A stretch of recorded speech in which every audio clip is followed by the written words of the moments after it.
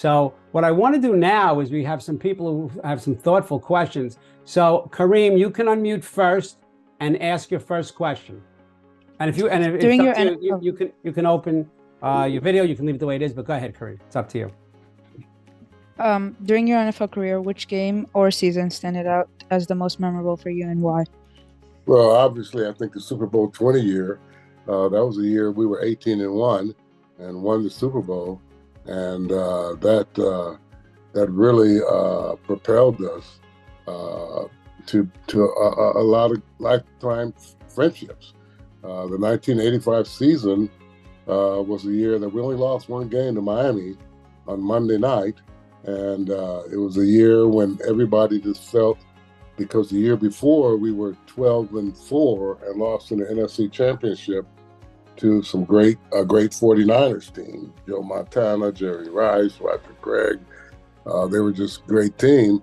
And everybody decided that next offseason, man, we don't want to be here again. We want to win the whole thing.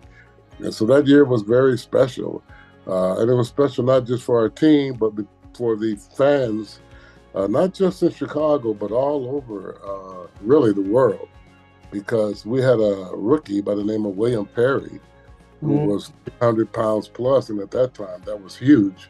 And he was doing some phenomenal things. I mean, they put him in the backfield, he caught a touchdown pass, ran for a touchdown pass, he made great plays on defense, and the whole city got excited about that. But it really became a national phenomenon because of the character of the individuals on our team.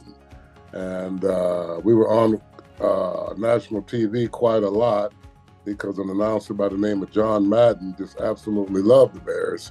And he wanted to follow the Bears every week. And so we were probably on about 10 times out of 16 games that year on national TV. And when you see that kind of momentum grows, it just makes that year very special for me and everybody that really witnessed it. Kareem, ask the balancing a career question, because these, again, are athletes. And the problem that I see a lot of teenagers is they're playing soccer. Then they go to judo class. They're playing soccer and they want to be in the school play and they got to go to grandma's house and all these things. And it's a lot of anxiety. So, Kareem, ask that question. Your second one. Balancing a career in media science, journalism, and television presenting with a professional fighting career is impressive. How do you manage your time and schedule between different activities? Here we go. I was going to say, people speak about, it's obviously a little funny, okay? People speak about work-life balance, but my balance is called work-train balance. You know what? The thing is, I have passion for all these things. You know, I love my job as a journalist and I love my sport. So obviously I needed to find a way to handle those two, you know. And obviously in that case, it means I don't have like Sundays off. I don't have Saturdays off. I just keep going. Obviously I need some rest every here and then, you know, but it's probably different from what most people experience, because both things really matter to me. And you have to consider, you know, like I'm 33 now and I have probably another, let's say 3-4 years if everything goes well and I'm healthy. But then after, you still have a life after. So you have to be smart. You cannot just put everything on one card, you know? This is what I learned throughout life. And that's why, even though I was always training, coaching, you know, being in school, high school, whatever, in my bachelor, master studies, whatever, I kept training. I kept going for my goal, because my ultimate goal was to have a career as a TV presenter and, you know, reporter and anchor, whatever, but also to be a world champion. And now, you know, I can say I kind of achieved everything. I'm obviously not there yet, like, you know, but there's still a way to go. It would be kind of boring if everything would work at the age of 33, you know, and what comes after. So now I have won my 6th world champion title and I do my job. I mean, right now, because I'm like training for my fights, I'm not working as much in my job as before. So it's kind of low down a little bit. But, you know, once I stop my fighting and everything that is connected to that, I obviously will, you know, build from there. But I have the base. This is what is important. Like, see, you have to build a base, because without base, nothing is going to grow, right? If you don't have soil, there's no plant growing. So I want to start to close things down because I want to respect your time. But I know there are some sports questions here. So Justin, did you want to unmute yourself and ask your question out loud. What was the toughest opponent you played in high school, and how well did you perform against them?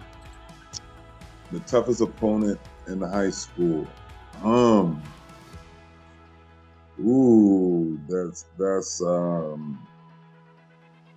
That's a hard one to say, just because.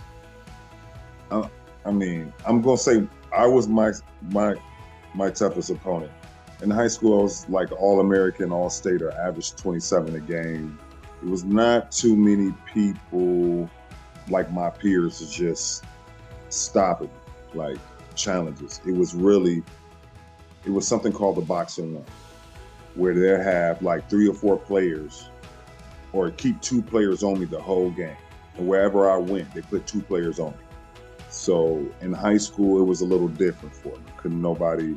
I was head and shoulders above, kind of like the competition. But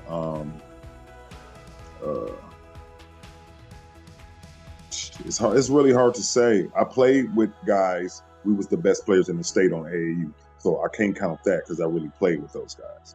But challenging, it was some hard ones. I mean, I don't know, Lorenzo Guess. I don't know if y'all know that guy.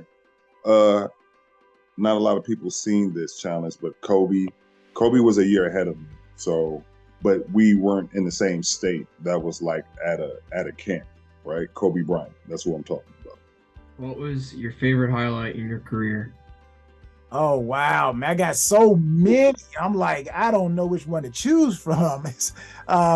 Wow, it could be from the moment they called my name, just like Marc talked about, at the restaurant, and the family is there, my mom and dad, my friends, college friends, my family, neighborhood friends, and to hear the roar in the restaurant, that solidified that, wow, you've crossed over. Or it could be my very first game as a Carolina Panther, walking out into that stadium. Now, mind you, I'm coming from a school where we probably got in attendance on an average, probably about 1,000 people maybe, right? Or less. And then I'm going out onto a field where there are 70,000 people. I'm like, wow. And I gotta say this, now, I got many stories, but I'm pretty sure I have another opportunity to talk to you guys in the future. But in Carolina, my second year in the NFL, the announcer, now this is probably one of the greatest moments to actually, for me. The announcer, whenever somebody made a play, you have the announcer come on, play made by number 56, such and such, such and such. So he developed the slogan, or he had the fans to say my last name, right? So he kind of like, pitched it to them. He would say, on the tackle was number 38, Tyrone, and then he started saying like, who? After about a couple of weeks, come back again, playing a home game, and I make a play, and he says, on the play, on the tackle, was number 38, Tyrone, and then he was quiet. You had like about 70,000 people, give or take, saying poo. At first I thought they were booing me. I'm like, hold on, they said boo. They were saying Tyrone poo. I'm like, that was a moment that like, it still brings chills to me to hear 70,000 people like saying your last name. So yes.